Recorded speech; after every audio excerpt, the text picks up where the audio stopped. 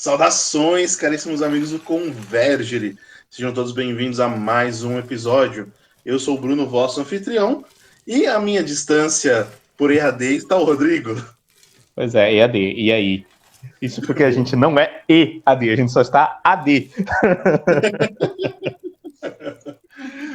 Bom, ouvintes, já se preparem aí que a gravação hoje vai ser uma beleza, tá? Desculpem pelo áudio, é o melhor que a gente pode fazer, tá? É o que se apresenta para o momento. Então, se é o que tem que ser feito, é o que Deus permitiu. Então, partiu. Tá ótimo. Isso aí. E você que nos ouve pelo YouTube também, se inscreva no nosso canal, deixe seu gostei, favorite, comente aí, diga pra gente o que você achou desse episódio, tá? Também nosso podcast está disponível no Spotify, Deezer, Breaker, todas as plataformas ali, Google Podcasts também. E nos siga no Instagram, @Convergere, tem os nossos perfis pessoais. E, Rodrigo, o que os nossos ouvintes ganharão ao chegarmos a 100 seguidores? Um Felizardo vai ganhar uma edição de luxo, capa dura do Hobbit, do Tolkien, com direito a um mapa do Thorin. Né? Se você assistiu o filme, vai descobrir que o livro é muito melhor. Isso mesmo. E é um livro só, tá? Não é só o filme, é a trilogia. Deixar isso claro. Pois é. É aquela história, né? O Peter Jackson, ele comprimiu 3 livros em 3 filmes, milagrosamente, e estendeu um livro em 3 filmes. Vem demais, né? Então, né? Exato. Não sei se você já viu, mas a galera na internet fez uma versão do filme do Hobbit em 2 partes. Como assim? Pegando os 3 filmes e editando? Exatamente. Exatamente. E aí a divisão ficou muito boa, cara. Ficou muito mais dinâmico. Muito melhor para assistir, diga-se de passagem. Eu prefiro esse corte. Ok, tiraram o Legolas e a Tauriel? Olha, quem dera. Quem dera. Você sabe o que quer dizer Tauriel em Quênia? Ah, tá. Fala aí. Tá, é elfa que não existe. Ok. Exatamente. Bom, é um Fanboy hábito... detected. Exato. E é um hábito nosso fazer piada ruim. E repetidas vezes. Pois é. Se torna, às vezes, algum vício. Diante dessa deixa, Rodrigo, qual é o tema de hoje? Vamos falar de vícios e virtudes. Entra a música do Charlie Brown. Vai lá, Chorão. Eu nunca tive muito a ver com ela. O livro que ela ama eu não li. Ok. Não é a música do Charlie Brown Jr., mas, enfim, veio a calhar, né? Vamos falar de vícios e virtudes para variar. Gostaria de introduzir o assunto, Bruno? Não, pode começar. Hoje eu tô vinagrete. Conhece esse termo? Não sei o que você viu na Gretchen, não. Não. O vinagrete, ele nunca é prato principal, ele só acompanha. Então, tô só acompanhando. Mano, você é um anfitrião e você sempre se coloca nessa situação. Algo errado não está certo. Pode deixar, eu tô com a pauta. Fala aí. Pode dar a deixa. Ok. Então, falando em deixa, obviamente nós vamos falar de hábitos. Por que de hábitos? Porque vícios e virtudes, eles são exatamente isso. Bons hábitos, eles se tornam virtudes, e maus hábitos se tornam vícios, né? E virtudes, por sua natureza, né, ele vem do latim, né?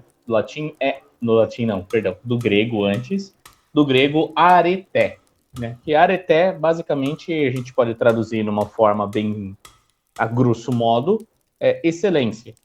Por quê? O que é a virtude? É algo que é o mais próprio com relação a alguma coisa, né? Por exemplo, qual que é a virtude de um lápis? Ser apontado? Não. Matar as pessoas com um lápis, a la John Wick? Também não. Exato. Isso não é o próprio de um lápis. Qual que é a virtude própria de um lápis? É escrever ou desenhar. Enfim, é fazer marcas no papel, né? Então, quando um lápis ele está fazendo marcas de forma apropriada, ele está sendo virtuoso, ele está sendo feito está sendo usado para aquilo qual foi feito, né? Uhum. Qual que é a virtude então de uma faca? A virtude de uma faca é ela cortar, né? Se ela está bem afiada e ela corta, então ela está sendo virtuosa, ela está sendo utilizada para aquilo que ela foi feita, de forma excelente. Claro que, assim como o exemplo que eu dei do lápis, você pode usar a faca para matar, né? E se você não viu, não sabe do que eu tô falando, assista os 3 filmes do John Wick, que vale a pena. É bom. É o No Keanu primeiro, Reeves. no primeiro você só ouve a história, mas no segundo ou no terceiro você vê em prática ali. Vira ato. Pois é. Mas, enfim, É, tô ansioso pelo mas, quarto. nossa, também. E é interessante ver também, ainda nessa do lápis, né? Por mais. Eu não sei se acontecia isso muito com você, quando você pegava aquele. Às vezes o lápis mesmo para escrever ou de colorir, que você apontava e o grafite sempre quebrava. Ah, sim. Era um lápis viciado. Não, não era o lápis que estava viciado, Hum. era o apontador. O apontador que não. Sim, tanto a lâmina do apontador quanto a pessoa que apontava. Hum. Porque, veja bem, por natureza, o grafite, né, o LED, eu não sei como que fala direito. Falar grafite é muito Grafite. diferente você falar, porque grafite é um dos materiais que compõem aquilo, né? Mas, enfim, o grafite, por natureza, ele é frágil. É assim. Por isso que não é utilizado ele sozinho, sem aquela proteção de madeira, né? Dá até para você usar um grafite mais grosso, dá, ele era utilizado, porque era muito mais difícil de você apontar, de manusear, fazer uma sujeira na sua mão e tal. Se você assistiu Titanic, você vê claramente aquele como parece um giz de bar, né? Que o personagem do Leonardo DiCaprio, o Jack, ele usou para desenhar Rose e os outros desenhos dele. Mas enfim, quando você aponta do jeito certo, você consegue manter a ponta boa, né? Você já viu lápis de desenhista, com certeza, né? Sim, a minha avó tem. Então, quando o cara pega o lápis para fazer desenho, ele sempre deixa uma ponta gigante de grafite para fora. E por que aquilo não quebra? Por causa da forma como ele aponta. Em parte por conta do estilete, que é utilizado, que é o mais próprio, ou simplesmente a técnica da mão. Quando você usa o apontador, ele é um jeito de facilitar, só que normalmente, dependendo de como você gira a sua mão, a sua força, o quanto você aperta, isso causa uma pressão desnecessária no grafite, que faz com que ele aconteça, o que é óbvio, ele quebre. Caraca. O lápis de cor ainda, ele é mais frágil, porque você pode reparar, o lápis de cor, ele gasta muito mais. Por quê? Porque ele não é puro grafite. Você já viu como é feito as grafites da Faber-Castell? Nunca vi. Quando você acha... Eu gosto desse tipo de vídeo no YouTube, né, de como as coisas são feitas. E realmente, eles pegam a mesma massa que é feita para fazer o lápis preto, só que eles adicionam os pigmentos. Só que não é só um pigmento líquido. É um material, uma matéria pastosa também. Tipo, é um grão. Entendi. E isso, claro, que deixa mais frágil ainda, né? Caraca. Não, é que o que acontecia? Eu tinha um professor na época de escola, primário ainda, que ele levava sempre um apontador elétrico. E aí, poxa, a criançada adorava, falava, professor, posso apontar aí, não sei o quê. A galera acabava com o lápis ali, né? Imagina.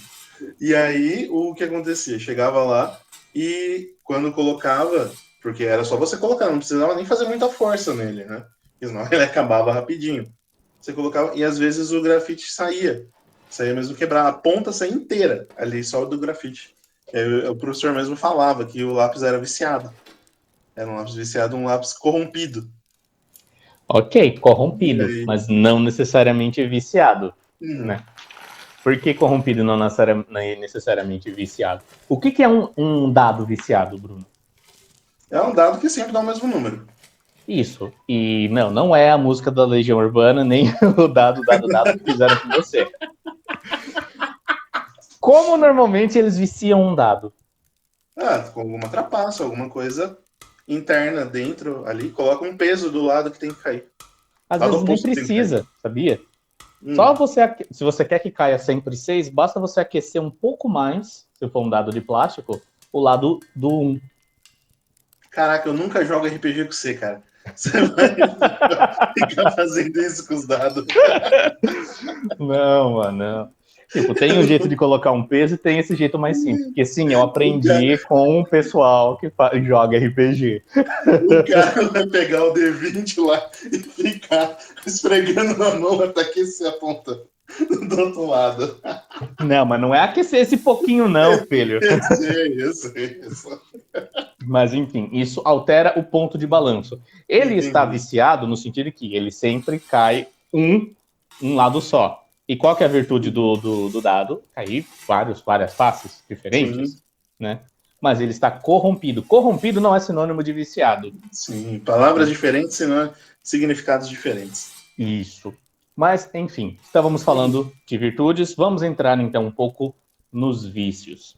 Os vícios, eles são justamente isso. É um mau uso, é uma digressão. Eu tenho uma palavra em inglês, mas ela não é apropriada. Um desvio, vamos dizer assim. É um desvio da função principal de algo, né? Porque, de novo, o lápis ser utilizado para matar uma pessoa, ele está sendo desvirtuado. Mais do que isso, pode se tornar um vício. Como assim? Se você faz isso habitualmente, você adquire o hábito de usar um hábito para matar outra pessoa, isso se torna um vício. Por quê? Porque ele é um mau hábito. Mas, no fim de contas, o que é um hábito em si e tal? Vamos lá, vamos por partes. O corpo humano, ele sempre funciona no modo Power Saving Mode, um modo de economia de energia. Principalmente o cérebro. Sabe aquela história de que a gente usa só 10% do nosso cérebro e tal, que fala da consciência, do pá? Sim, a gente usa menos da capacidade do cérebro, assim, de forma geral. Mas é porque se usar tudo de uma vez, a gente morre. Né? Por quê? Como assim? Porque os neuroquímicos, especialmente a epinefrina, a norepinefrina, até mesmo a própria adrenalina, eles colocam o corpo humano num estado de luta ou fuga. Tem como a gente usar alguns hacks, né, biológicos para fazer isso? Tem. Né? Os esportistas, eles usam isso. Né? Os powerlifters e os weightlifters, que são aqueles que levantam os pesos enormes numa única repetição, eles cheiram o quê? Amônia. Você já viu, provavelmente, se você já gosta desse tipo de esporte, eles abrindo um frasco, cheirando... É amônia. Porque justamente essa amônia é um cheiro de morte. Isso qual é a mensagem que isso manda para o corpo? Opa, alguma coisa morreu aqui, eu estou próximo de morte, vamos liberar um pouco mais de energia, porque eu não quero que você morra, eu quero continuar vivo. Né? Esse é o básico. Então, sempre que a gente faz um ato, ele se torna um hábito quando repetido. Né? A grande diferença, a grande divergência entre os estudiosos de quanto tempo leva para se formar um hábito. Bom, você com certeza já ouviu que precisa de pelo menos 21 dias, né, Bruno? Sim, 21 dias ou 100 vezes o mesmo movimento. Sim, isso é uma das formas. Tem outras pessoas que dizem que no mínimo são 90 para se adquirir um hábito. Né? Existe a média que é do autor do livro A Única Coisa, que é o de 66 dias. Poxa, mas aí tal. Aí a gente entra naquele círculo do aprendizado, né? Como se tornar mestre em alguma coisa. É a teoria das 10.000 horas. Né? Nossa. Mas, enfim, é isso. É justamente essa questão da repetição. Não importa quantas vezes você tem que fazer, mas nós bem sabemos que não é uma, não é duas e não é três. É sendo feito repetidamente. E por que é preciso repetir? Porque a construção de um hábito, ele é exatamente como a construção de uma via. Primeira vez que uma pessoa passa no mato, ela vai abrindo caminho, vai amassando o mato, vai pisando, vai solando, não sei se essa palavra existe. Assentando, mas... talvez. Assentando, muito bem, obrigado, assentando a terra. E quando ele chega lá no fim, opa, agora eu sei o caminho para chegar aqui se eu quiser vir de novo. E como que ele faz isso? Ele usa os sinais que ele fez para chegar lá para voltar. Se alguém o estiver seguindo, como que ele vai saber? Ele vai usar da mesma forma. Opa, ele passou por aqui, eu vou ver por onde ele passou. Tem aquela marca do pé, eu vou pisar ali também, porque se ele pisou ali e seguiu em frente, que ali é seguro. E assim vai. Dessa pequena picada no meio do mato, vai se tornando uma trilha. Conforme vai se tornando essa trilha, vamos melhorar esse caminho, vamos alargar este caminho para que a gente possa andar por aqui mais rápido. Né? Legal, agora vamos colocar alguns tijolos, vamos colocar vamos pavimentar, deixar isso aqui mais fácil. E vai indo, que de uma picada no mato, de repente não de repente, né? Mas ao longo do tempo chega uma hora que você tem o quê? Uma Bandeirantes, com 5 faixas e asfalto lisinho, parecendo um tapete. Né? Claro que tudo isso leva tempo, mas é esse o processo. Sim, é engraçado de ver os pequenos atalhos que as pessoas fazem, principalmente em praças, onde tem um pequeno gramadinho, que lugar onde tem um ângulo de 90 graus, onde você precisa atravessar, ao invés de fazer a curva, a galera corta no meio do mato, né? E aí vai abaixando. Não é à toa que gambiarra em inglês, o mais básico que eles usam é o cutting corners, cortando os cantos. Exatamente, cortar os cantos, exatamente. Enfim, então, isso que é basicamente um hábito. E o hábito, ele tem um funcionamento próprio, né? E ele começa com uma deixa. Como assim uma deixa, né? The cue. Essa é a minha deixa, é um sinal. Tem sempre algo que desperta, é um gatilho. E isso nos gera um craving. Eu não sei traduzir craving, tá? Então eu vou usar a palavra anseio, que gera uma resposta e, por fim, ganha uma recompensa. E esse é o loop do hábito, né? O círculo, o laço do hábito, não sei. A mania aqui da ler tudo em inglês. Usa círculo, pode ser. Bom, vamos usar o ciclo do hábito. Pronto. Beleza, então ele tem esses quatro passos. E isso é o que forma um hábito. Se é um hábito fácil, melhor. Vamos pegar uma outra deixa aqui. O que é mais fácil de fazer, de adquirir? É um hábito ou um vício, Bruno? Com certeza um vício. Pois é. Muito fácil. Por que será que isso acontece? Porque é muito mais fácil. Exato. Demanda menos energia do corpo. Demanda menos energia, demanda menos esforço, demanda pensar menos. Às vezes só ir lá e fazer. E muitas vezes um hábito que a gente tem, ele tem uma conexão emocional. Muitas vezes a gente a gente perde o laço emocional e continua com o hábito. Tipo quem costuma comer unha. Morder unha, é que em inglês é nail biters. Roer unha. Isso, muito obrigado. Ainda bem que temos uma pessoa fluente em português aqui, não é mesmo? Hoje eu tô lembrando. Que bom, eu nunca lembro. Mas enfim, você queria mencionar o Padre Fausto? Sim, justamente. Eu queria falar do Padre Fausto para ele, nessa hora de distinguir o vício da virtude, né? E aqui, ele na Conquista das Virtudes, ele no capítulo 2, ele faz aqui uma bela introdução, justamente naquela metodologia que o Rodrigo tanto gosta, né? Antes de falarmos o que é uma virtude, vamos falar um pouco do que ela não é. Simples assim. Aí a definição mais simples, embora perigosa, de virtude é hábito bom, ou seja, uma qualidade que a pessoa tem e que se manifesta em certas atitudes e reações habituais, em determinadas condutas contínuas. Há, por exemplo, pessoas que têm uma amabilidade habitual e outras que geralmente estão de bom humor, outras que cumprem horários e tal. Todas essas coisas, você acha que são virtudes? Podem ser. Todas elas, mas nem sempre. Mais ainda, como veremos a seguir, podem ser pseudo-virtudes, como miragens no deserto. Aí, bom, mas aí o Padre Fausto, ele vai justamente falar dessas pseudo-virtudes, vai falar dessas aparências aí. Mas o interessante não é nem esse o ponto que a gente ia chegar, né? Não, mas já me deu uma ótima deixa aqui de novo. Olha a deixa disso. Porque isso já parte para a diferença entre o que é um ato e o que é um hábito.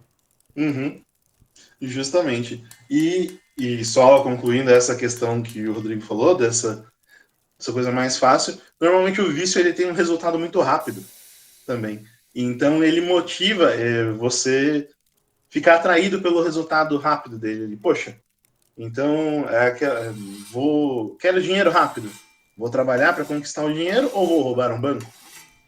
Então, dúvidas assim, não preciso chegar nem a esse ponto, mas poxa, mas vamos ser sinceros, trabalhar dá menos trabalho do que roubar um banco, pai. Fala sério. A menos que quem trabalha esteja trabalhando para planejar um roubo de banco, né?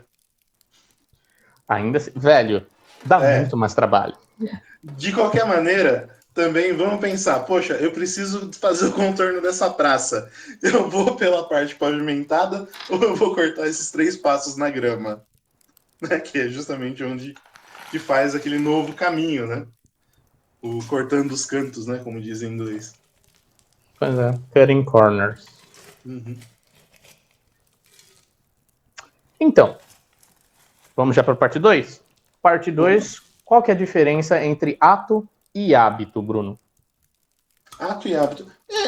Eu acho que, pelo menos pelo que eu percebo aqui, o hábito ele é uma repetição de atos, não é? O ato ele pode ser singular, ele é singular. Pode acontecer algumas vezes ali um ato bom, um ato de bondade, um ato virtuoso ou um ato viciado também pode acontecer. Mas a repetição desse ato gera um hábito. E aí é um efeito de consequência mesmo, pela repetição daquilo que vai sendo realizado. Exato. E o ato, obviamente, ele é um ato de uma potência, né? E de qual é a potência que nós estamos falando quando falamos de hábito? Nós falamos principalmente da vontade, né? Não somente da vontade, né? Porque a gente cria hábitos também com relação às coisas que são mais sensíveis, né? Mais concupiscíveis e mais irascíveis. Porém, o que move de fato o ser humano na sua alma racional é a vontade, né? Então, para você colocar a vontade em ato, você tem que criar antes uma potência. E como você cria essa potência? É pelo estudo, muitas vezes pela meditação. A meditação reflexiva, quero dizer, tá? Não é exatamente você usar uma meditação budista ou nem mesmo a meditação, por exemplo, do terço. É uma meditação reflexiva. É um antever aquilo que você vai fazer, né? Isso já dá um sinal para o cérebro, né? Para que ele fale, opa, isso aqui eu já sei o que eu tenho de fazer. E você consegue colocar em ato, né? E como o Bruno bem disse, o hábito é a repetição de vários atos, né? Por exemplo, quando nós falamos de habitual, você não necessariamente está colocando o hábito em ato. Por exemplo, eu tenho o hábito de tomar café, mas eu não estou tomando café agora. Não é porque eu não estou fazendo esse ato que eu perdi o hábito. Eu tenho o hábito de saber dirigir, né? Eu sei dirigir, isso é um hábito para mim. Se eu pego um carro, eu sei dirigir. Posso ter uma dificuldade dependendo do carro que eu pego, porque não estou acostumado, né? Não estou habituado ao carro, mas neste momento eu não estou dirigindo. Mas quando eu precisar do ato, ele estará ali habitualmente, né? Sim. Então, o hábito não só é uma repetição de atos, mas é uma potência de que quando eu preciso já tenho a resposta pronta, né? Porque, de novo, o cérebro ele funciona no modo de economia de energia. E sim, gente, pensar cansa, né? Isso. Ontem, especialmente, eu passei o dia todo estudando porque eu precisei fazer uma prova para uma certificação. E eu passei o dia todo estudando, né? Desde da manhã, tal, fiz a prova 3 horas da tarde. 3, 4 horas da tarde, algo assim. Na verdade, um pouco antes eu tirei um cochilo, porque eu estava exausto. Exausto no sentido, eu deitei no chão falando, eu vou deitar aqui 10 minutinhos. Fiquei 10 minutinhos, mas eu apaguei esses 10 minutinhos. E é isso. E é por isso também que as pessoas que têm algum tipo de crise de ansiedade, elas ficam exaustas fisicamente, porque isso também demanda muita energia mental. E o cérebro, ele é parte do corpo. Não sei se eu vou tocar para vocês. Não sei se você já teve essas duas experiências, do cansaço físico e o cansaço mental. Eu prefiro muito mais o cansaço físico. São muito diferentes, né? O cansaço físico, cara, é aquele que você dorme e relaxa. Você fala, nossa, eu estou exausto, tal, você toma um banho e vou dormir. Você deita na cama e apaga. Mas o cansaço mental, cara, nossa, ele demora para você conseguir acalmar ali, tal, e ficar tranquilo. É muito diferente o tipo dele. Eu não sei se tem algum autor que fala disso, provavelmente tenha, mas eles são muito diferentes, assim, na hora de experimentar. Nossa, engasguei aqui. Normal. Não, mas é justamente isso. Porque quando você está cansado fisicamente, como que você descansa o corpo? Usando a sua mente. Qual que é o descanso próprio do corpo é o dormir? Não. O descanso próprio do corpo é ou você ler alguma coisa que você gosta, ou você simplesmente ficar parado olhando uma boa paisagem, ou simplesmente comendo uma coisa que você gosta. Você descansa o corpo dando-lhe algum tipo de agrado, seja um descanso ou seja um agradinho, né? Chiquinho, cachorrinho, né? Um mocinho. Mas como que a gente diz? O melhor jeito de você descansar a mente, aí sim é dormindo. Sim. Porque quando você dorme, você deixa o cérebro, faz aí o que você tem que fazer, a minha consciência está aqui quietinha. E aí o cérebro faz o trabalho dele. Consegue ordenar, porque não cessam os estímulos, as impressões sensoriais. Sim, sim. Mas o difícil é dar aquela acalmada, aquela baixada de energia, sabe? Que o cérebro tá trabalhando, pensando. E aí você tá cansado e ainda tá fazendo, realizando. Pra dar aquela baixada, pelo menos comigo demora, cara. Eu deito, fico olhando pro teto e falo, ai, e agora? Se demora porque você ainda não exauriu a energia do cérebro. Então, aí que entra o mesmo tipo de descanso que a gente dá pro corpo. Porque assim, aposto que você também já teve essa experiência. Você tá estudando, não tô conseguindo mais me concentrar, vou fazer alguma outra coisa que eu gosto. Você já assistiu um filme? Sim. Ou, sei lá, assistir um vídeo de gatinhos no YouTube, ou simplesmente ver vídeo de ferramenta. Ou é SMR. Você ainda tem energia no cérebro, mas ele não está conseguindo focar. Então você dispersa. É daí que vem uma palavrinha que as pessoas usam mal: diversão. Nossa. E quando você converge, você põe para o mesmo ponto. Quando você diverge, você se diverte, né? Vai para outros cantos, você muda de direção. Olha que legal.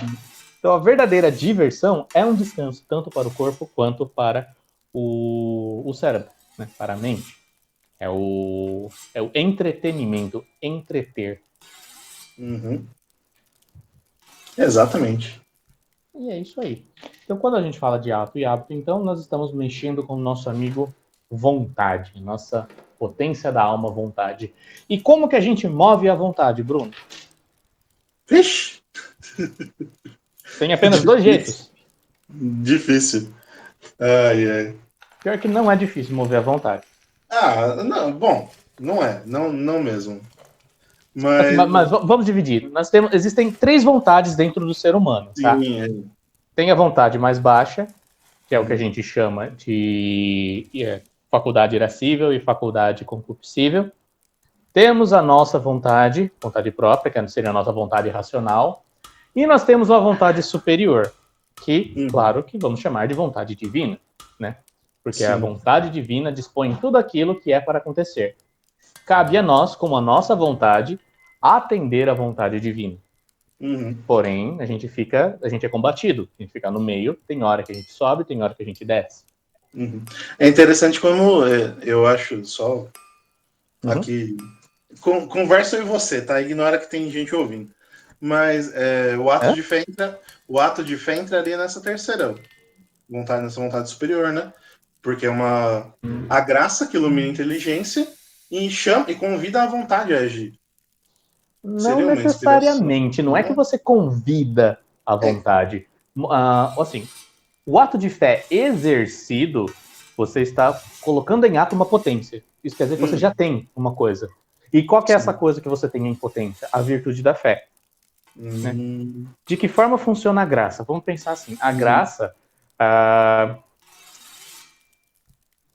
Olha, vamos pensar assim. A graça é o movimento natural do ser humano, é o que dá vida para o ser humano, que o alimenta.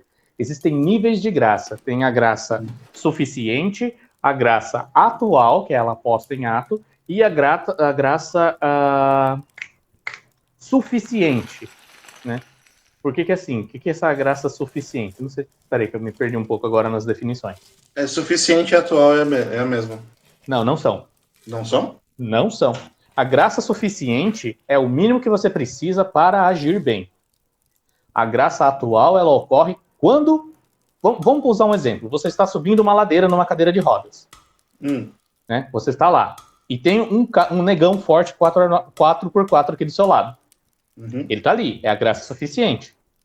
Basta você pedir, mas tá ali. Você não pediu nada. E você vai subindo, vai subindo, vai subindo. Quando você pede a ajuda dele, aí é a graça atual. Entendeu? Nunca assuma que duas coisas são a mesma coisa. Tá? Não, é que elas podem ser parecidas. Por exemplo, é comum que as pessoas digam que alma e espírito sejam a mesma coisa. Só que elas não são. Elas são claramente delimitadas.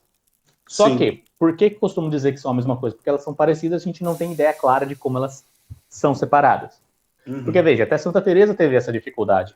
Que como ela vivia numa época pós-escolástica, que os escolásticos já consideravam a alma e o espírito a mesma coisa, porque eles usavam a analogia de matéria e forma. Então, a alma é a forma do corpo, matéria. Ah, mas e o espírito? Bom, isso aqui é só uma outra variação, é uma outra forma da mesma coisa, que isso não existe. Isso era cambalacho.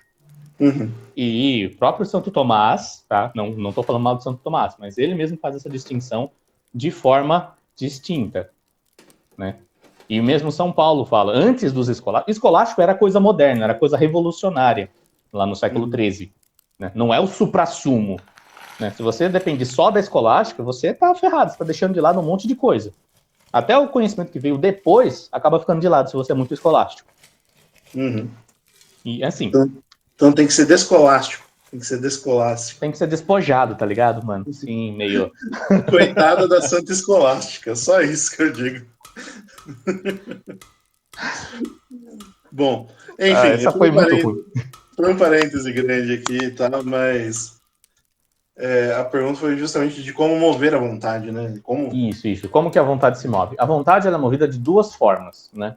Ela só se move para frente ou para trás. Como assim para frente e para trás? Ou por atração, né? Ela é atraída, ou ela quer atrair para si aquilo que lhe agrada, ou pela repulsa, ou negação. Como assim negação? Eu não quero o mal, quero afastar aquilo que é mal, né? A nossa vontade, então, ela existe para que nós nos atraiamos para o bem, nós queiramos o bem e não desejemos o mal, queremos repulsa pelo mal. Isso no estado natural. Como assim no estado natural? É isso, para isso que serve a vontade. Por isso que a gente compara a vontade com o coração. Porque a gente só quer alguma coisa quando a gente ama. Quando a gente ama alguma coisa, nós queremos nos unir ao objeto amado. Né? E aquilo que nós desprezamos, nós queremos manter distância. Então essas são as duas formas que a vontade é movida.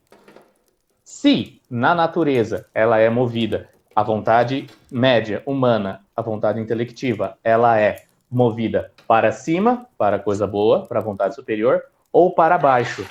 Isso de mover-se para baixo, que é um desvio, vamos dizer assim, por conta do pecado, no fundo, ela está fazendo esse movimento aqui, só que de forma viciosa. Como assim de forma viciosa? De forma corrompida. Né? Porque como funciona assim de forma corrompida? Eu posso querer muito bem uma coisa que é um bem, que eu quero me unir daquilo, que eu quero mesmo, mas que no fundo está me destruindo. Que é, no caso, o vício em alguma droga. Ou qualquer outro vício que está te destruindo. Por exemplo, qual que é o problema das pessoas que são viciadas, sei lá, em açúcar? É que chegou um nível que elas precisam do açúcar para estarem no seu nível normal. Né? Ninguém come açúcar porque quer ficar doidão. Né? Você quer simplesmente acalmar o seu corpo. Assim, a mesma forma que funciona o vício no cigarro. As pessoas viciam no cigarro porque elas fumam o seu cigarrinho justamente para acalmar, para voltar para o seu normal. Exatamente. Né? E isso é uma forma de se mover. Porém, quando você está querendo ser atraído para algo que você acha que é um bem, mas que na verdade te faz mal, que é o exemplo claro do drogado, nós estamos cometendo o quê? Um vício. Então a vontade, ela é movida para frente ou para trás, como eu disse, ou para cima ou para baixo, se você preferir. Só que assim, se ela não for orientada pela razão, né? Orientada, não convidada, orientada pela razão, ela vai sempre tender para baixo. Por quê? Porque é o que demanda menos esforço. Entendi. Porque a vontade superior, se a gente, vamos por um instante breve esquecer que nós somos cristãos e nós somos pagãos, filósofos estoicos. Eles tinham o quê? A justiça, a moral. Você tem que agir bem, independente da situação. Você tem que fazer aquilo que é certo, você tem que agir, citando Marco Aurélio, como um romano, não como um desses povos bárbaros. Né? Claro que aí agora, iluminado pela luz da graça, a gente sabe que a gente tem que fazer o bem porque é a única coisa que de fato deve ser feita. O mal ele deve ser evitado com todas as forças. Voltando então, é dessa forma que a vontade é movida. Então, quando a gente quer alguma coisa, a gente só quer mesmo quando a nossa vontade racional está em ato. Né? De novo, ato, não hábito. Como assim? Se a gente só quer uma coisa quando a nossa vontade ela está em ato. Imagina assim, eu quero muito comer um doce. Não, você não quer comer um doce. Quem quer comer um doce é o seu corpo pedindo para você satisfazê-lo. Então, você, com a sua vontade intelectiva, você pode dizer, mas eu não preciso desse doce, então eu não vou comer. Eu fiz um propósito. Você consegue negar-se, né? E como você faz isso? Movendo a vontade. Você usa a sua razão e sua imaginação, né? A sua reflexão. Não. Eu fiz um propósito e eu vou mantê-lo. Porque se eu comer isso, eu vou estar indo contra tal coisa que eu fiz. Sei lá, um voto. Coisa de quaresma. Eu não vou comer a carne que eu estou com muita vontade, esse cheiro está me satisfazendo porque eu sei que é por um bem maior. Você está levando a sua vontade em direção à vontade superior, ao higher ground. É interessante a gente estar falando disso ainda na Semana Santa, né? Na Semana Maior. Exato. E, poxa, pelo menos seria o ideal que a gente tivesse falado isso lá no começo, né? Pra ajudar a fortalecer e tal a galera durante a vivência da quaresma. Mas agora que tá no finalzinho, tá já. Olha, penitência a gente tem que fazer até o último dia de vida, né? Que a gente pague aqui o que a gente não pode suportar no purgatório. Então. Claro. Eu tô falando só da questão do timing também. Ajudaria lá, mas daqui pra frente também ajuda. Mas é interessante a gente só pontuar aqui quando que acaba a quaresma. Não me diga, Rodrigo, quando acaba a quaresma? Não, me diga você, Bruno. Você que te deu a deixa? Não, eu tô fazendo a pergunta, eu tô pedindo pra você deixar. Mas aí, eu faço as perguntas. Acaba no sábado, na vigília pascal. Exato, meu cara. Tem gente que já veio falar hoje, não, a quaresma acabou hoje. Eu falei, não, tem Semana Santa ainda. Que as pessoas não fazem a conta dos domingos, né? Porque se você contar 40 dias direto, sem os domingos, dá hoje. Então, errado não tá. Mas no domingo tá certo. O Rodrigo tá falando hoje porque a gente tá gravando excepcionalmente num domingo. Domingo de Ramos, diga-se de passagem. Isso aí, Palm Sunday. Exatamente. Então, enfim, diga. Algo a comentar? Algo a pontuar? Não, só que essa questão mesmo de fazer as penitências, de realmente da potência, do ato ali e hábito, é algo assim que é interessante a gente ter isso muito claro também. Não é algo que a gente tem muito mais prático ali. É interessante a gente entender como que funciona, porque na hora de fazer, a gente pensa um pouquinho e já fala, putz, realmente é meu corpo pedindo para eu comer açúcar.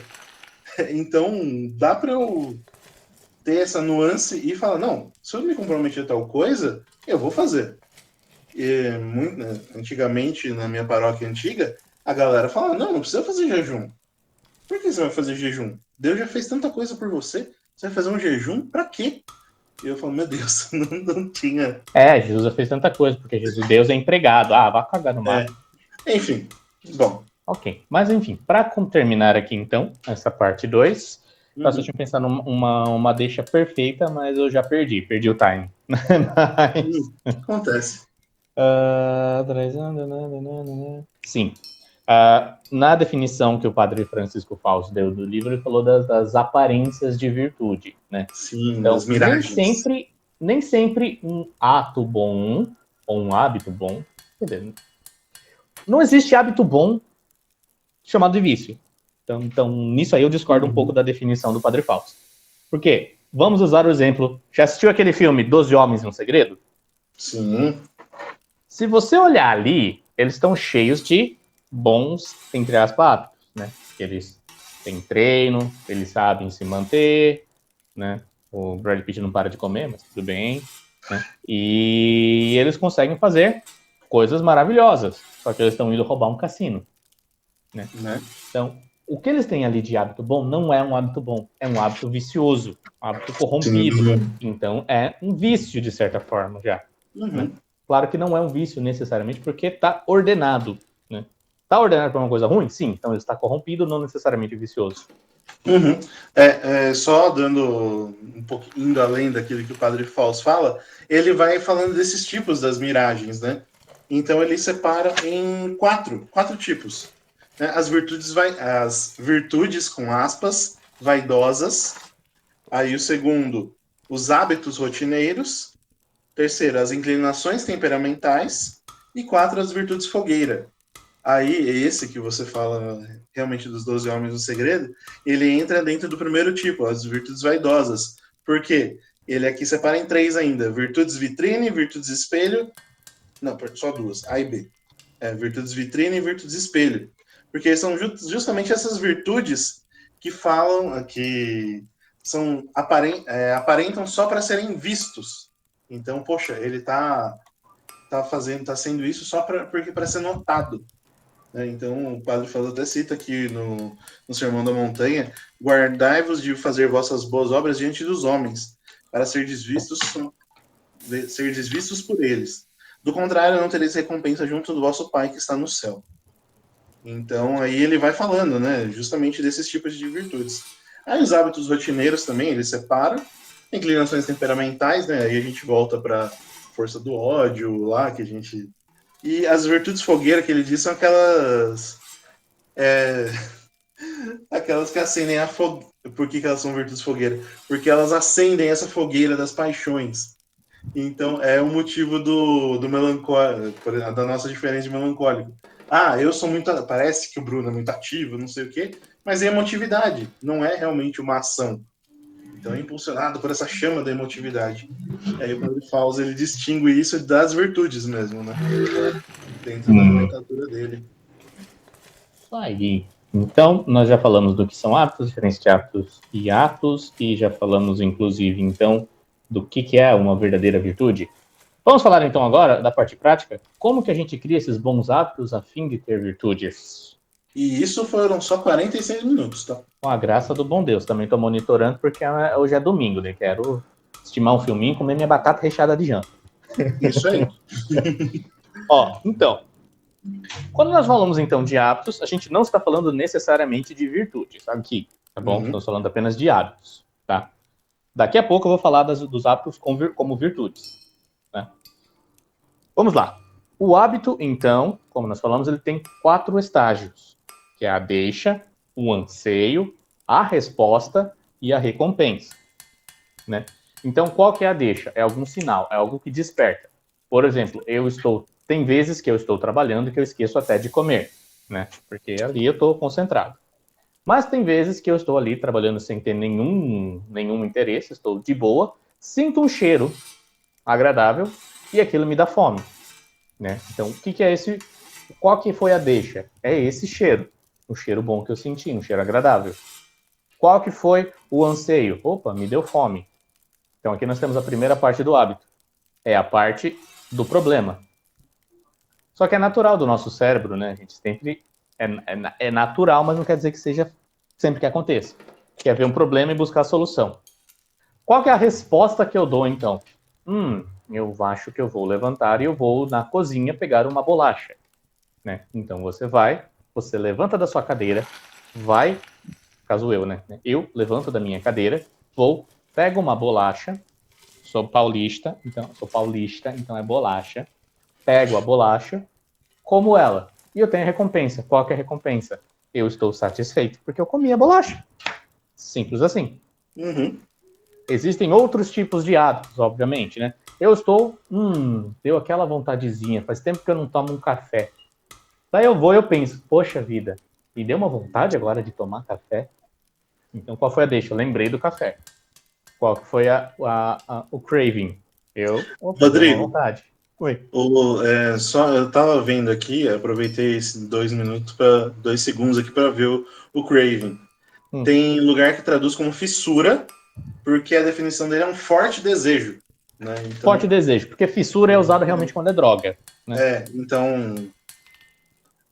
mas justamente nisso que eu ia falar. Se fosse por um ato vicioso, né? Um ato já de uma droga, a fissura cairia bem ali, né? Nessa Sim, mas nomenclatura. eu tô pegando o craving Assim, no seu sentido mais básico, mais simples, não nesse de fissura. Sim, Né? o forte Porque assim, desejo, ele cabe sim, é o bem. forte desejo, por isso que eu escolhi anseio.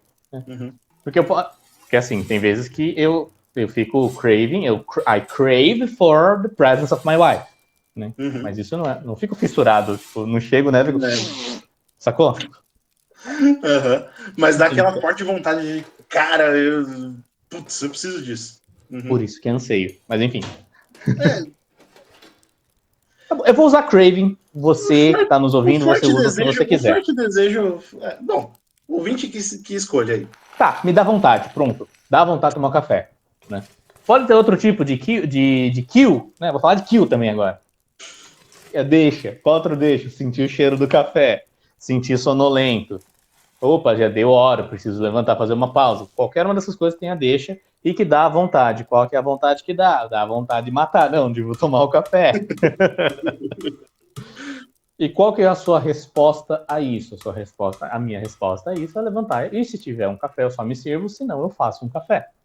E eu recebo a recompensa. Qual que é a recompensa óbvia? Me sentir satisfeito. Por quê? O que é satisfazer? É você cumprir uma vontade, você dar fim a satisfazer um desejo. Né?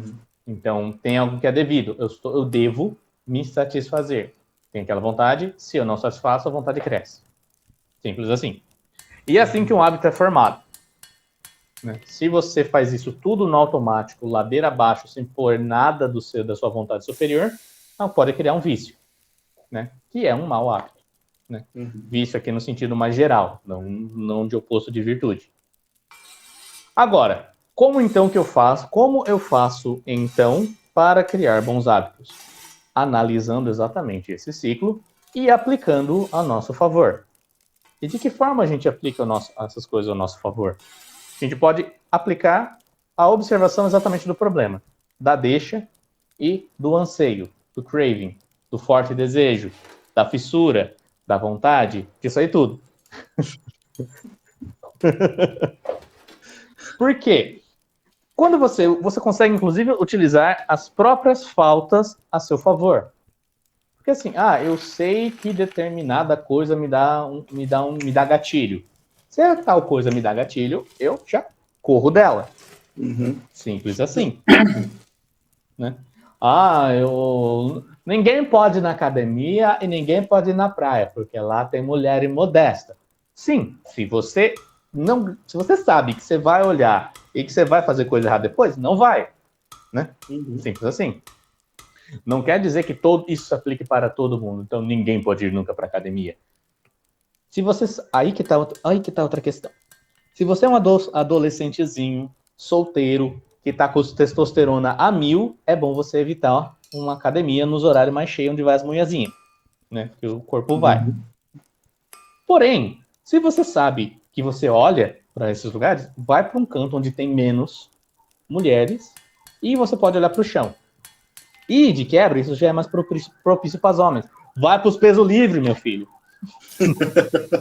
Puxa ferro. Não para as maquininhas de fresquinho. Nossa.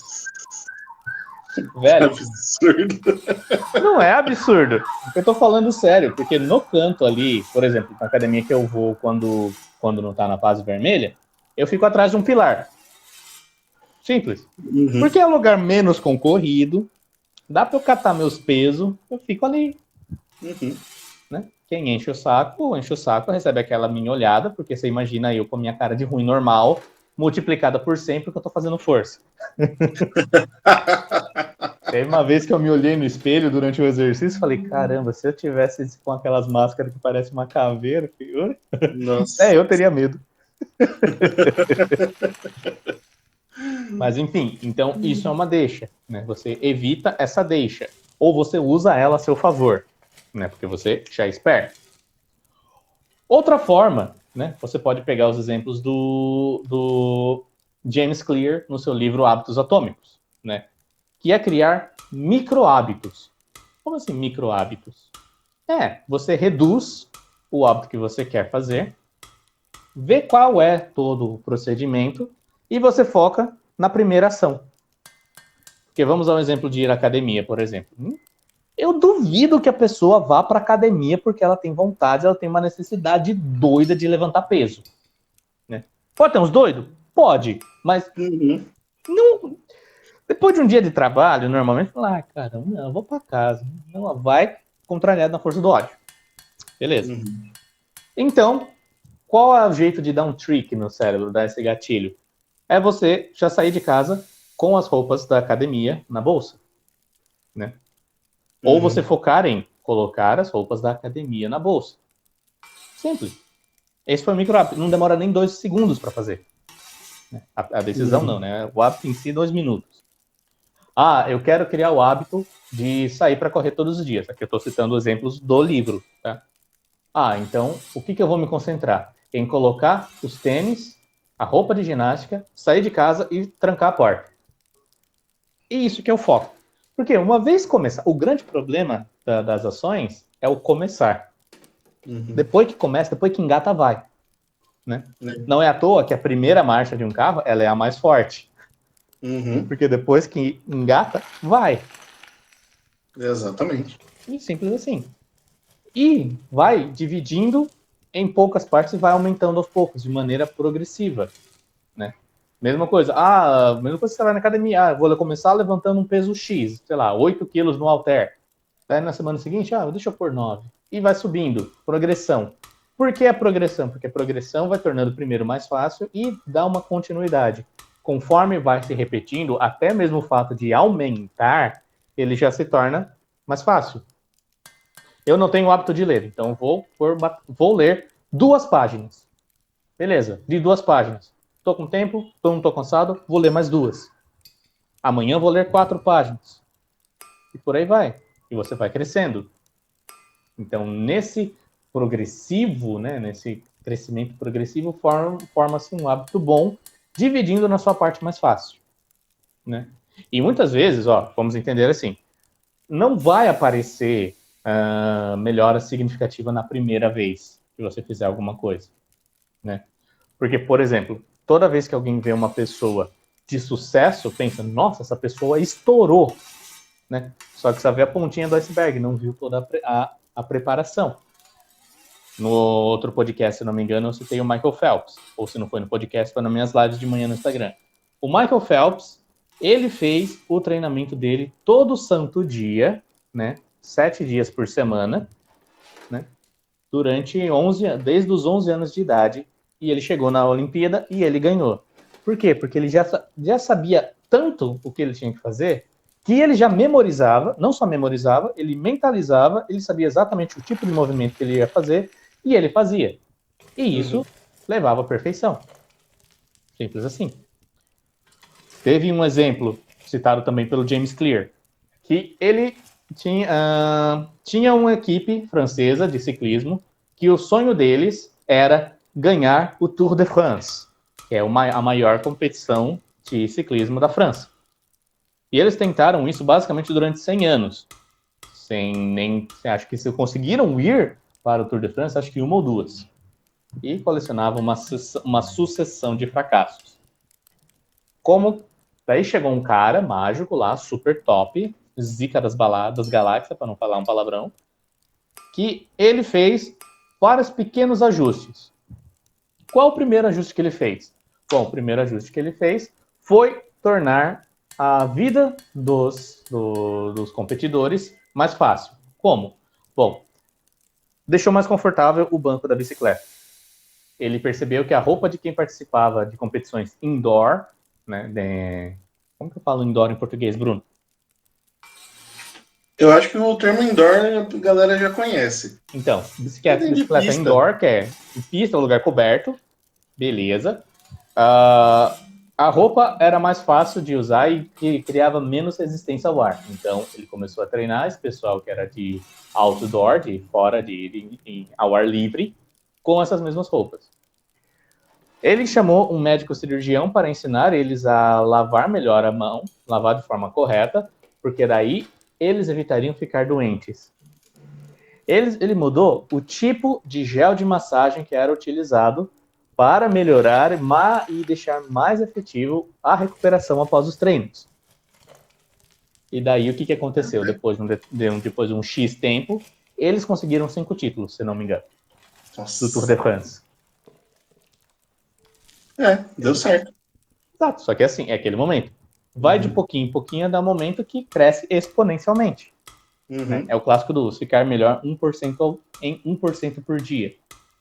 Nossa, mas isso é realmente algo revolucionário. Ninguém nunca fez isso antes, né? Você não leu os exercícios de Santo Inácio. Olha, só 500 anos atrás eu já ensinava a mesmíssima coisa. Quer ver uma versão atual? O Ítalo fala disso direto. Pois é. Nossa. E é isso. E tem uma forma mais racional da gente fazer, então, isso? Tem. A gente tem que tornar algo óbvio. Como assim óbvio? Acabei de falar. A primeira ação. Você fazer deixas. Se você tem que ir na academia, sai de casa com a roupa da academia na bolsa. Né? Já sai até com o seu pré-treino lá pra você ficar doidão. Com a sua taurina. Nossa. E também tem que tornar de uma forma atrativa. E como que você vai tornar isso? Como você vai tornar um hábito novo atrativo? Ora, simples. Você pensando no benefício que você vai ter com aquilo. Né? Como assim, no benefício que eu vou ter com aquilo? Bom, no longo prazo, se eu for na academia todos os dias, eu vou ter uma saúde melhor. E se eu tiver uma saúde melhor, eu vou trabalhar melhor. Eu vou estar mais disposto. Eu vou ter mais benefícios. Então você torna isso de certa forma atrativo. Ou seja, você vê que no fim das contas vai ter um negócio legal. Você vai chegar num bom lugar. E você tem que tornar esse negócio fácil. Por exemplo, 2 páginas por dia se você não tem o hábito de ler. Ou ler 15 minutos. Eu vou ler durante 5 minutos, não importa o número de páginas. Beleza? Ótimo. E por fim, você tem que tornar isso satisfatório, satisfying. Ou seja, você tem que aproveitar o processo. Você tem que saber, nossa, eu consegui vencer este primeiro medo, esse primeiro hábito. Então eu vou pro próximo. Qual é o meu coisa prática, né, que eu fiz essa semana, inclusive? Eu tenho um bloqueio para falar com as pessoas que eu não conheço por telefone. Então, qual foi o micro hábito que eu adotei? Beleza, então eu vou ter esta preparação. Vai ser óbvio, durante tal tempo eu vou ligar para 5 pessoas. Legal, vou ligar para 5 pessoas, não é nada difícil. Eu vou ligar e eu vou digitar o número e perguntar, e me apresentar. Simples. Legal, eu consegui. Fiz o meu primeiro contato, vou pro segundo. E vou pro terceiro. E automaticamente já te dá satisfação, por quê? Porque você, nossa, eu consegui fazer. E você tem que lembrar que, tipo, essa é uma sensação agradável, ela funciona, como eu mencionei lá em cima, da atração, lá em cima, não, lá atrás, da atração. A gente é movido por atração e por repulsa. O que nos atrai, a gente se move naquela direção. E a gente evita o mal. Se a gente foca no positivo e a gente vai atrás daquilo que nos atrai, automaticamente a gente vai abandonar o hábito ruim. Né? Porque como diz o Charles Duhigg na força no poder do hábito, ele fala exatamente disso, que os hábitos eles são sobrescritos. Você não esquece o hábito anterior. Ele simplesmente vai como uma outra camada. É como se a gente colocasse um piso sobre piso nos nossos hábitos. E essa é a minha dica, né? E é o que eu tô fazendo e tá dando certo. E se a gente fizer do jeito certo, nesses bons hábitos, eles se tornam virtudes. Exatamente. Falando só das virtudes um pouquinho aqui também, mencionando, nossa, a gente está falando muito da parte humana, dessas práticas e tal. Então é interessante que a gente veja que o tanto dessa parte humana tem um valor divino. A gente falou muito disso naquele podcast sobre espiritualidade, né? Que falou da santidade na vida de hoje. E as virtudes, elas são justamente como as joias que ficam cravadas na coroa de um rei. Então essas joias adornam a coroa do rei. O rei, ele não deixa de ser rei porque não tem joias na coroa. Só que elas são aquelas que dão mais beleza. Então, justamente isso com a vida espiritual. E isso quem está falando é Santa Catarina de Sena, não é o Bruno, tá? Então, é minha santa amiga da vida. Sim, mas vamos lembrar de uma coisa importante, né? Essa Parte essa divina. deificação dos atos humanos, eles começam nos atos humanos. Tá? Sim, sim. A gente falou de graça, tudo, só que a graça atual, ela vem quando a gente pede, mas a graça pressupõe a natureza, né? Tem o valor Exato. divino das virtudes? Tenho, só que, assim, para você ter as virtudes teologais, você precisa ter uma participação humana, né? Como assim? Vamos falar de virtudes teologais? Fé, esperança e caridade. Começa com a fé, mas qual é o tipo da fé que a gente começa? A gente não começa tendo fé porque a gente tem fé e é ato puramente divino. A gente tem fé porque a gente tem uma natureza, algo natural em nós, que é uma chamada boa fé. Tem a diferença da virtude da virtude da fé teologal e a fé humana. Porque uma coisa é eu ter boa fé e acreditar no Bruno, né? O que ele me fala, eu conheço o Bruno, um cara é legal, eu vou ter fé nele. Essa virtude, ela é humana ou ela é divina? Ela é humana. Quando que ela se torna teologal? Quando entra a graça. Porque como você começa a fé? A gente começa a fé querendo acreditar. Meu Deus, eu creio, mas aumenta a minha fé.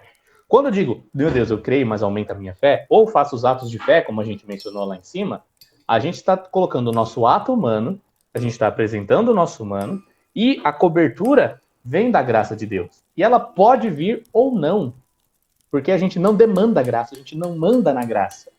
Sim. Todo ato bom que a gente faça, de fato, é uma ação da graça, porque nós só podemos fazer o mal, né? Aqui a gente entra no outro problema teológico. Sim. Quando a gente fala de virtudes, então, por exemplo, a virtude da prudência. Virtude da prudência, ela é, por natureza, uma virtude humana. Existe a versão teologal, vamos chamar assim, da prudência? Existe, Bruno? Tem, é o dom do Espírito Santo chamado dom do conselho. Sim. Existe a fortaleza humana? Existe a versão divina? Sim, o dom da fortaleza. Então, os dons do Espírito Santo nada mais são do que as virtudes humanas cobertas e aperfeiçoadas pela graça. Né? De onde vem o valor divino do humano? Da cooperação com a vontade de Deus. Né? Sim. E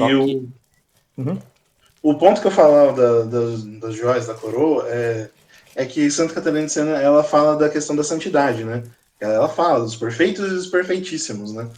Então, os perfeitos são aqueles que já vivem um amor a Deus e tal. E a prática das virtudes, ela já está pronta para receber a graça e se tornar heróica, tá? Então, aí, a gente está entrando em muita coisa aqui, tá? Eu sei. Sim, e Mas esse é um nível, por que, é que eu um nível mencionei? sobrenatural. E é um nível bem acima do que a gente está tratando. Porque, assim, é um péssimo hábito das pessoas no nosso dia, os católicos, que eles já querem discutir Santo Tomás, já querem entender todas as coisas de Santa Catarina e já querem ir para a santidade. E falam assim, não, nós temos uma vocação universal à santidade. Tá, é verdade. Só que esquece que a primeira vocação é a vocação à salvação. Sim. Não adianta, você não vai ser virtuoso, totalmente virtuoso, perfeito, virtude heróica, se você não tiver uma virtudezinha. Sim, exatamente. E é esse o grande ponto que eu queria chegar falando dessa analogia das joias da coroa. É que justamente isso.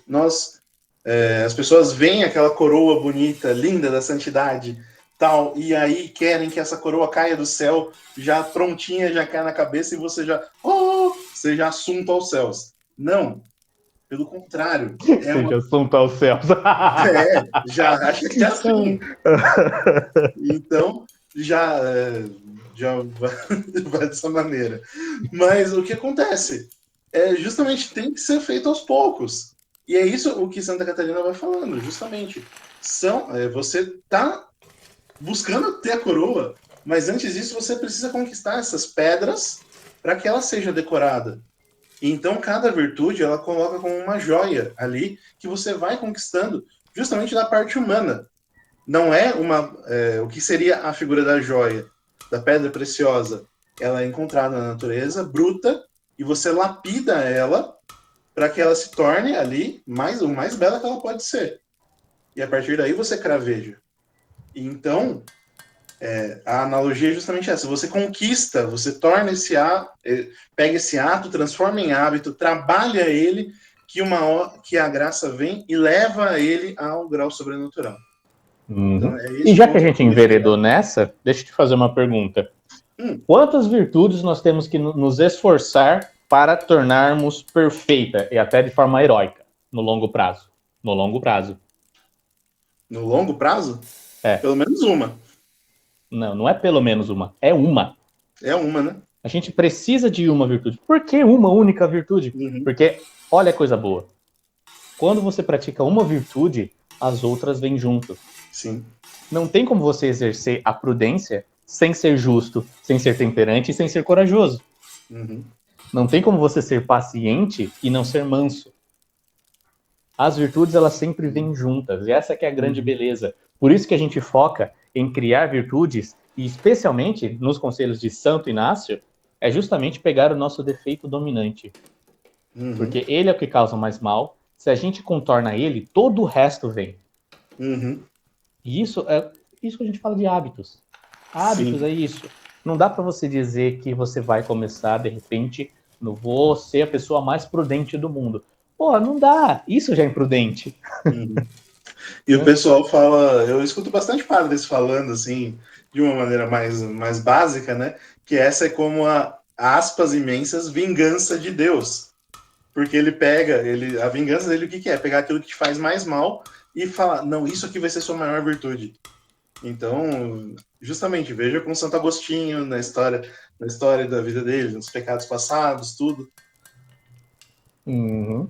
E Santo exatamente, mas Afonso, veja. Santo Afonso também cravejando a mesa, ó, cravando as unhas. Sim, e olha, de Santo Afonso, nossa, eu posso falar uma coisa. Existem 2 livros que eles falam que realmente você reduzir tudo isso a uma única coisa, que é a conformidade com a vontade de Deus. Uhum. Que são 2 livrinhos: o Tratado de Santo Afonso e aquele livrinho do Abandono à Divina Providência.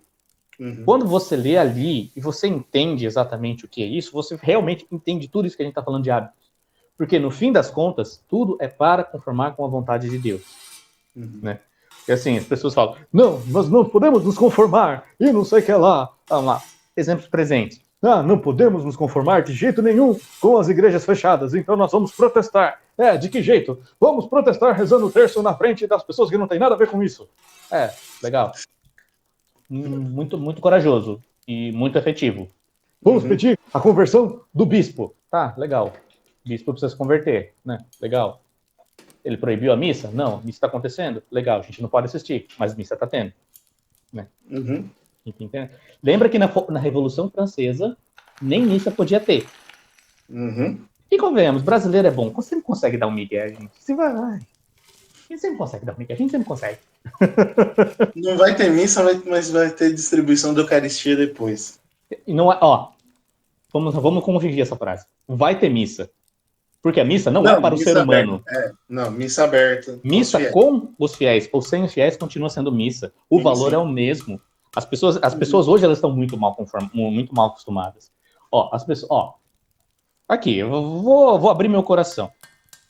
Uma coisa que eu vejo e que é muito errado, as pessoas estão mal acostumadas a receber a comunhão todo dia, mesmo não sendo católicas. Qualquer pessoa vai em qualquer missa, você pode fazer o que você quiser na missa, você vai e vai ter o show na missa que você quer. Se você não quer ir na missa certinha, você vai na missa show e tal, e depois você fica bravo que Deus castiga.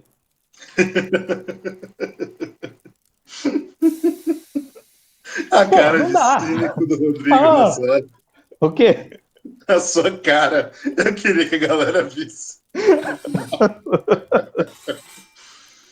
Ai. Não, mas é justamente isso que eu acho, cara.